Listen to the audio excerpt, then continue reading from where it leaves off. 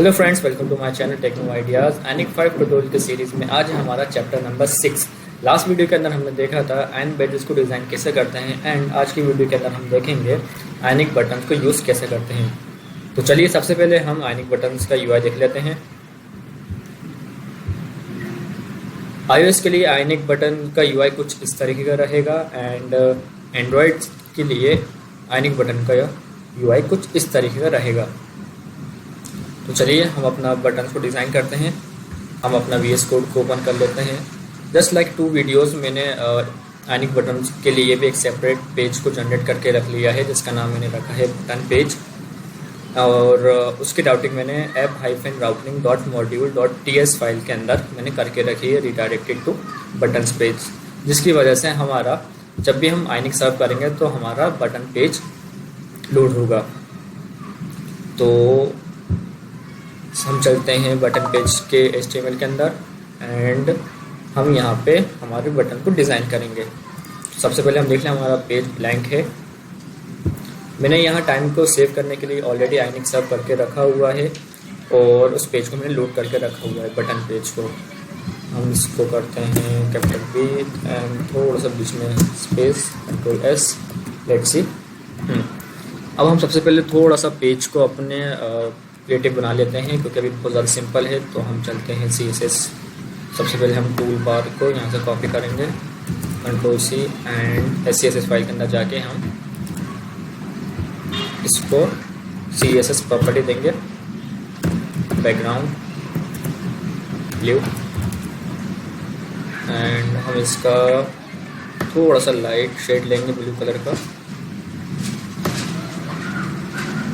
This will be perfect, and I can Ctrl+S, let's see। हमारा background आ गया है। अब हम थोड़ी सी यहाँ पे हेडिंग लिख देते हैं।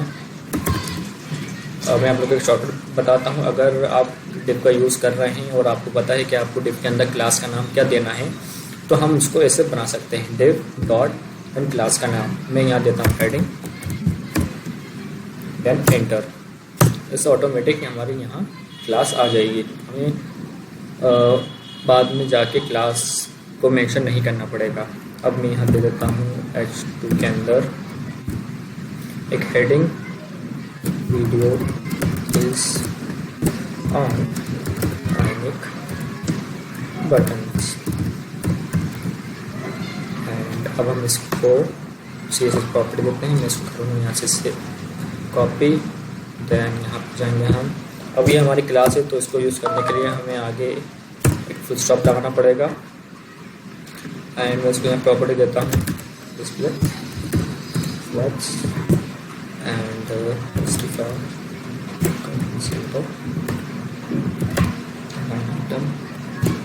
Centre, font size 1.5 EM, and font family Roboto, and मैं यहाँ इसको पैडिंग दूँगा, बॉटम पिक्सल, पेंसिल में इसको करेंगे सेव, HTML के अंदर जाके हम करेंगे इसको सेव, एंड लेट्स सी हमारी एडिटिंग आ गई है। अब हम एक सेपरेट डिव और क्रिएट कर लेते हैं, जिसके अंदर हम हमारे बटन्स को डिज़ाइन करेंगे। तो इसके लिए डिव डॉट, हम यहाँ बहुत सारे बटन्स देखेंगे, तो इसके लिए मैं एक क्लास बना लेता हूँ सेपरेट के नाम से, separate button btn, and enter. अब मैं इस क्लास को भी CSS प्रोवाइड कर देता हूँ।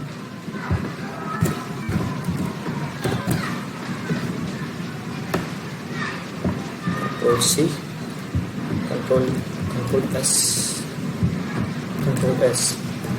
अब अगर आपको बटन का कोड पता है तो आप वहाँ पे डायरेक्ट लिख सकते हैं, और अगर आपको बटन का सिंटैक्स नहीं पता है तो हम यहाँ पे नीचे जाएंगे यूसेज के अंदर, एंड सबसे पहला हम यहाँ से जो डिफ़ॉल्ट बटन है उसका कोड को कॉपी करेंगे, और हम इसको यहाँ पेस्ट करेंगे। हम हमारे बटन का नेम चेंज कर देते हैं, यहाँ डिफ़ॉल्ट है, हम यहाँ कर देते हैं action then control S. Let's see हमारा बटन आया क्या नहीं। हमारा बटन आ गया है, लेकिन इसके अंदर अभी कुछ भी फंक्शन नहीं है, इसलिए ये कुछ भी फंक्शन प्रोवाइड नहीं करेगा। हम इसको कितनी ही बार क्लिक कर दें ये कुछ नहीं करेगा। तो हम चलते हैं इसके अंदर, सबसे पहले एक फंक्शन बना देते हैं।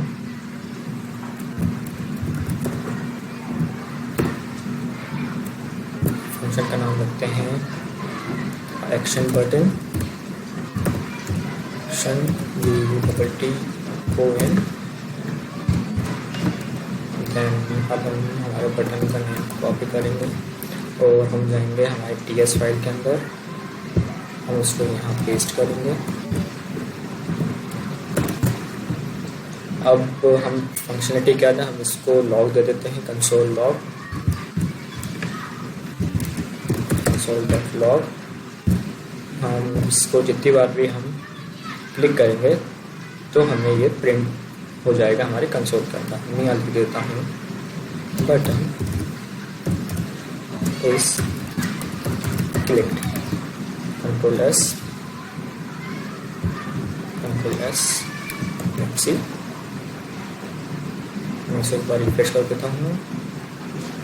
अब मैं इसको क्लिक करता हूँ, लेट्स सी क्या होगा। जैसे मैंने इसको क्लिक करा तो कंसोल के अंदर हमें लिखा हुआ मिल गया बटन इज क्लिक्ड। अब मैं इसको जितनी बार क्लिक करूँगा यहाँ उसकी वैल्यू बढ़ती रहेगी। तो एक फंक्शनैलिटी तो ये हो गई, और दूसरी फंक्शनैलिटी हम दूसरे बटन के अंदर देखेंगे।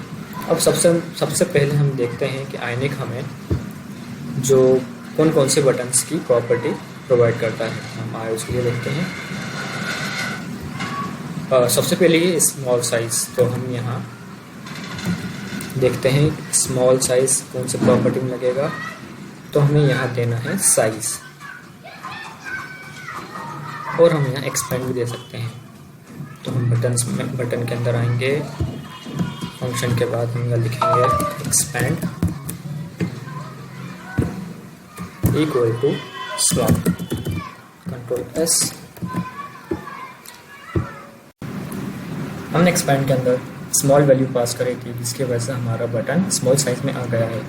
अगर हम चाहते हैं कि हमारा बटन का साइज़ और डिफ़ॉल्ट साइज़ से ज़्यादा बड़ा हो, तो उसके लिए हम लार्ज प्रॉपर्टी उसको देंगे। तो उसके लिए मैं जाता हूँ यहाँ और देखता हूँ यहाँ का यूज हुआ है लार्ज बटन, तो नहीं हुआ तो हम खुद जाकर चेंज कर देते हैं। हम इस वाल की जगह लिखेंगे लार्ज, देन इसको सेव। लेट्स सी हमारे बटन का साइज़ बड़ा हो गया है, डिफ़ॉल्ट साइज़ से ज़्यादा बड़ा। ठीक है, अब नेक्स्ट बटन जो है हमारा ब्लॉक विड्थ का। तो उसके लिए हम नीचे से उसका कोड को कॉपी कर लेते हैं। ये रहा ब्लॉक विड्थ बटन का कोड, हम इसको यहाँ से करेंगे कॉपी, एंड हम इसको यहाँ पे कर देंगे पेस्ट। ठीक है, हम एक काम करते हैं, हम इसको यहाँ पेस्ट नहीं करते, हम इसको यहाँ से करेंगे कंट्रोल सेट, देन हम लिखेंगे, और इसके अंदर हमारी क्लास वो सेम रहेगी सेपरेशन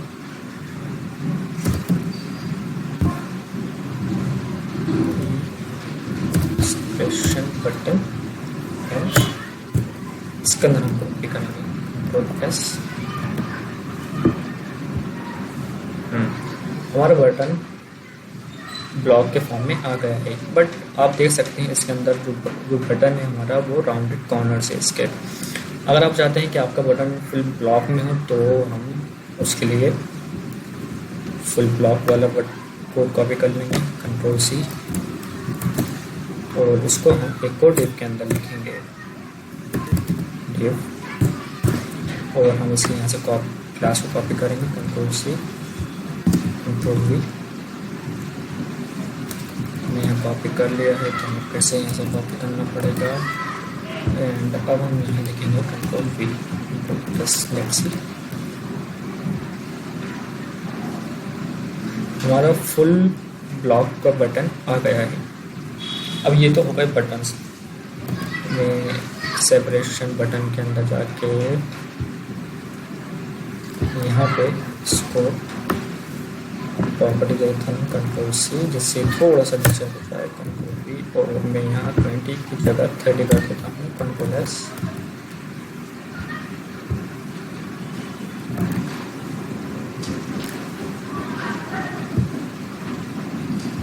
में और हमारे जो क्लास का नेम है उस नीचे सही प्रॉपर नहीं हुआ है, कंट्रोल वी कंट्रोल एस कैसे।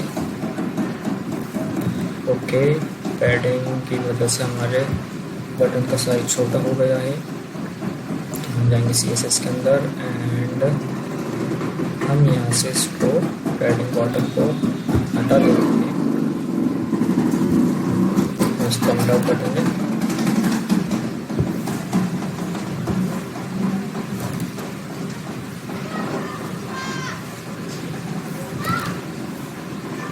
ओके, यहाँ पे क्या प्रॉब्लम आ रही है, हमने सेपरेट बटन के अंदर प्रॉपर्टी लगाई है display content justify content centre and align item centre. ये प्रॉपर्टी को लगाते हैं क्योंकि हम चाहते हैं जो भी हमारा कंटेंट हो वो स्क्रीन के बिल्कुल मिडिल में आ जाए, इसकी वजह से।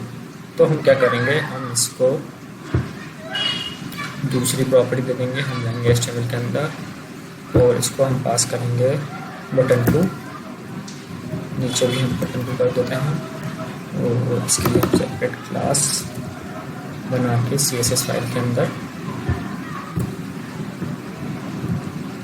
उसको प्रॉपर्टी देंगे, इसको हम देंगे control C control V and align item control C centre, उसको करेंगे कंट्रोल एक्स एंड यहाँ पेस्ट करेंगे कंट्रोल एस। लेट्स सी, अंदर जाके हम इसको करते सेव। ओके, ये सेंटर में अभी नहीं आया है, हमें यहाँ से लाइन आइटम हटा के जस्टिफाई कंटेंट करके देखते हैं सेंटर कंट्रोल एस, तो फिर वही प्रॉब्लम आ गई। ओके, तो अब हम काम करते हैं, इसको यहाँ से हटा ही देते हैं हमारी पैडिंग को। देन लेट्स सी, अभी भी फुल विड्थ में नहीं आया है ये, इसको भी कॉपी करते हैं कंट्रोल एस। लेट्स सी,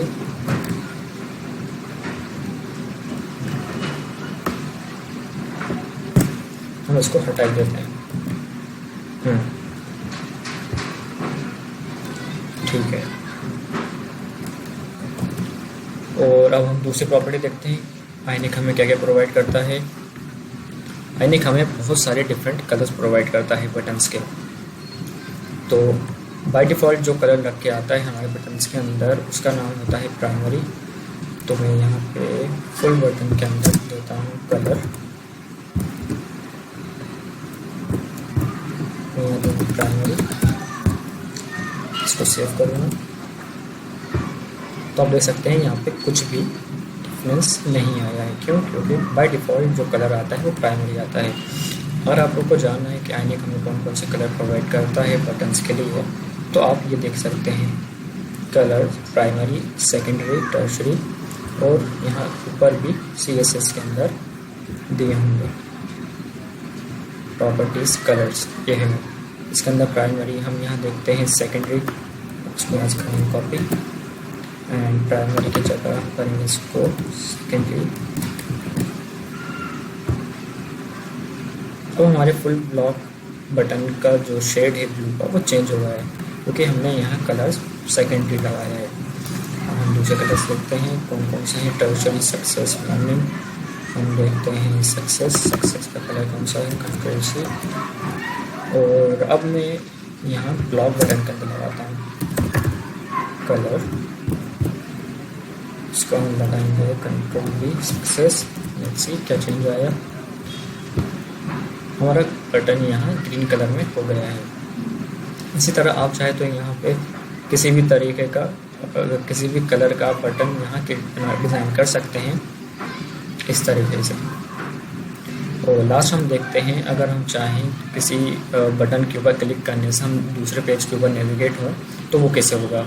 तो मैं यहाँ जो सारे बटन से उनको हटा देता हूँ, एक बटन को नहीं देता हूँ।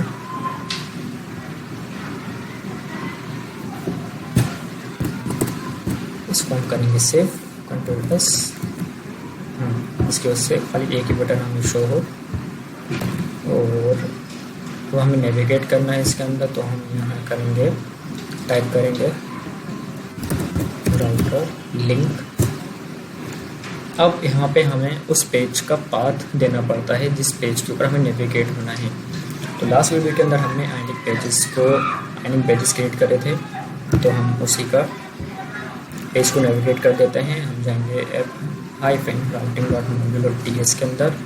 हम यहाँ से पेजेस फाइल का जो पाथ है उसको यहाँ से कॉपी करेंगे संभाल के, एंड हम जाएंगे HTML के अंदर, एंड इसको हटा के हम यहाँ पे पेज का पाथ को पेस्ट कर देंगे, एंड कंट्रोल एस। अब देखते हैं हमारा पेज नेविगेट होता है या नहीं होता। हम इसके ऊपर करेंगे क्लिक, और हमें ये एरर दे रहा है, can not match any route. So control S. हमने यहाँ पे जो फॉरवर्ड स्लैश होता है वो हमसे हट गया था, जिसकी वजह से हमें एरर दे रहा था। हम इसको फिर से करेंगे, और इससे क्लिक हमने क्या लगाया था, दूसरे हमने यहाँ पे नेविगेट करे थे, क्लिक टू सी अलर्ट के। ठीक है, ये सब हमारे पुराने कोर्स हैं। सो आई होप आपको मेरी वीडियो पसंद आया हो। अगर आपको मेरा वीडियो पसंद आया हो, कंसेप्चुअल लगा हो, तो इस वीडियो को लाइक करिए, इस वीडियो को शेयर करिए, and don't forget to subscribe the channel. Till then, bye bye.